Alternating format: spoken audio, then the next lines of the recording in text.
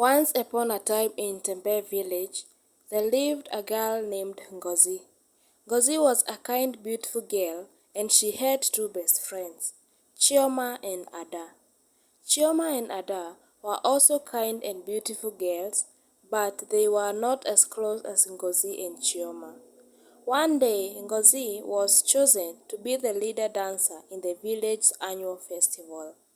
Chioma and Ada were both very happy for Ngozi, but they were also secretly jealous.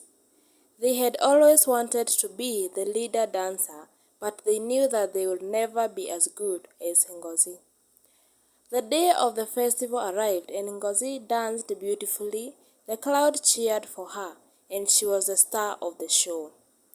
Chioma and Ada were angry and jealous, and they started to spread rumors about Ngozi. They said she was only chosen to be the leader of the dancer because her father was the village chief. They also said that she was a bad dancer and that she only got by because of her looks. Ngozi was hurt by the rumors, but she didn't let them get into her. She knew that she was a good dancer, and she knew that the people of the village loved her. One day, Ngozi decided to set up a plan to catch Chioma and Ada in their lies. She told them that she was going to be far away for a weekend, and she asked them to watch over her house. Chioma and Ada agreed, and they are excited to have the house to themselves. Ngozi snuck back to her house later that night, and she hid in the closet. She waited and waited, and finally she heard Chioma and Ada come into the house. Chioma and Ada were talking about Ngozi, and they were saying even worse things than they had said before. They said that she was a spoiled brat and that she would never amount to anything.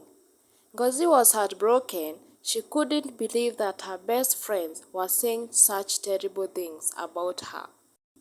She wanted to confront them, but she knew that they would just deny everything.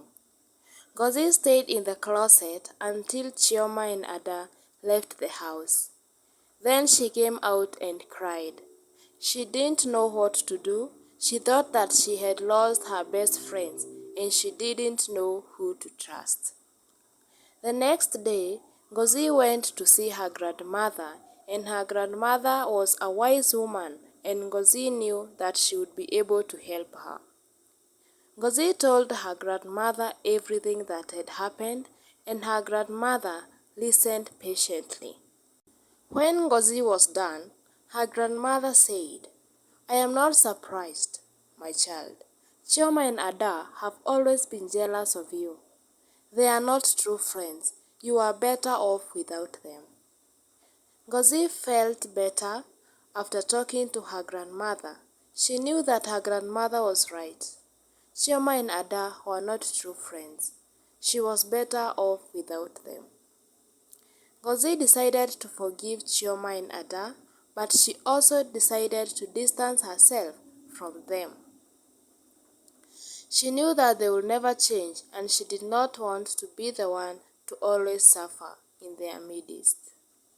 Ngozi made new friends, and she was much happier without Chioma and Ada in her life. She learned that it is important to be true to yourself and surround yourself with people that love and support you. The moral of the story is, it is important to be true to yourself and surround yourself with people who love and support you.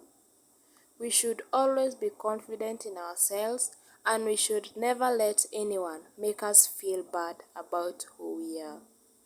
Thank you so much for watching this wonderful story. Be blessed.